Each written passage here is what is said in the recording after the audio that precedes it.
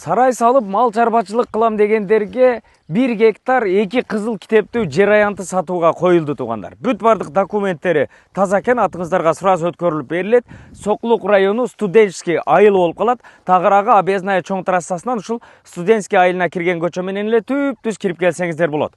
Эсине байланышсаңыздар локациясын дагы жиберет, ошол аркылуу дагы келесиздер туугандар.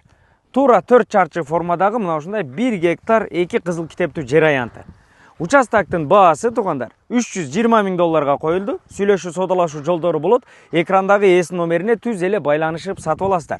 Эгерде мага 50 сотук эле керектей турган болсоңуздар дагы документ өзүнчө, аны дагы баалашып алсаңыздар болот. Мындайынан Г формасында пескоблок менен бийик болуп тосулуп турат туугандар.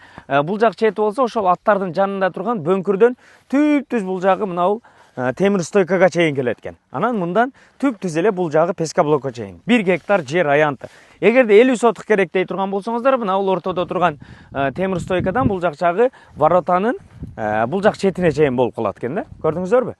Кааласаңыздар экөөсүн алып алсаңыздар болот, же болбосо бирөөсү эле керектей турган болсоңуздар дагы документи өзүнчө, проблемалары жок, келип туруп эле тарс сарайды салып, үйдү салып мал чарбачылыкты кылсаңыздар болот туугандар. Сокулук району студенческий айылы эсине байланышып, түз эле келип участок жаккан болсо сатып алыңыздар. $320 000 деди, дагы жакшы сүйлөшүү содалашуу жолдору болот.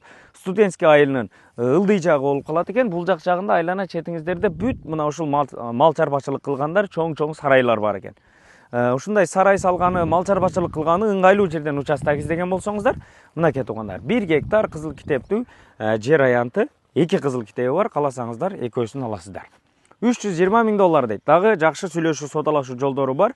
Кызыккандар болсо экрандагы эс номерине түз эле байланышып сатып алыңыздар.